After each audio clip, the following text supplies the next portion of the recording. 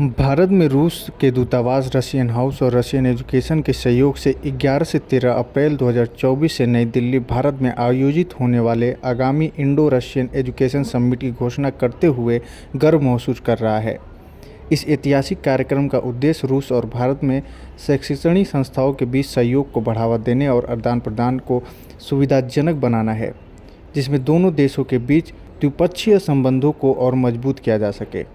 देखिए, सबसे पहली चीज़, रशिया में युद्ध नहीं चल रहा है।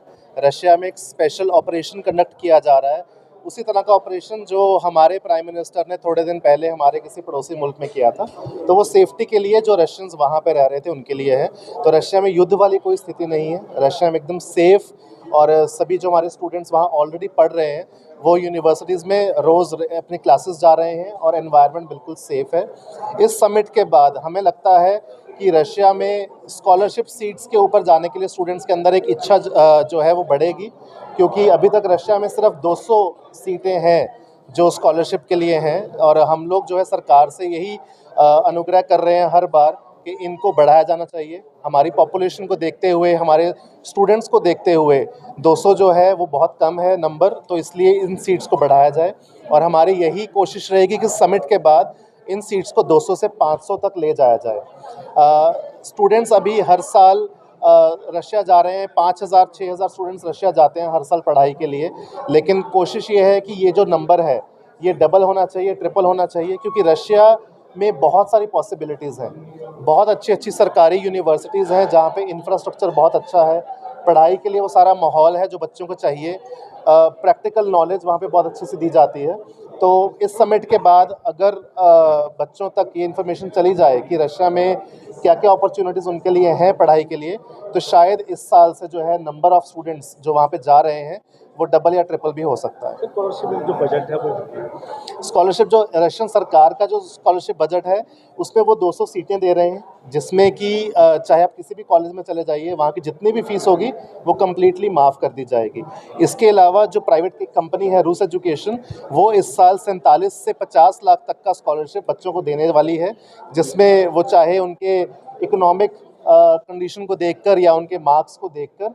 रिसेंटली जो एक कंपनी है रूस एजुकेशन, इन्होंने जो हमारे स्वर्गीय प्रधानमंत्री जो रहे हैं अटल बिहारी वाजपेयी जी, उनके ऑनर में भी उन्होंने स्कॉलरशिप्स दिए हैं। उन्होंने और भी जो हमारे लीडर्स रहे हैं, एपीजे अब्दुल कलाम जी के ऑनर में भी उन्होंने स्कॉलरशिप्स दिए हैं। तो ये जो स्कॉलरशिप्स हैं बच्चों की पढ़ाई को देखते हुए और उनके इकोनॉमिक कंडीशन को देखते हुए बच्चों को दी जाएंगी। 47 से 50 लाख तक की scholarships.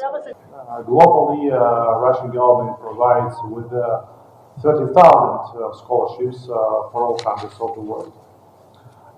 As for Indian students, they have the right to apply for Russian government scholarships on a specialized platform. There is a special website designed especially for that, which is called Education in Russia. I can give the exact name of this website if you're interested. And this specialized platform where absolutely each person, regardless of his or her age, profession, level of education, can submit their applications to get scholarships, to get a scholarship.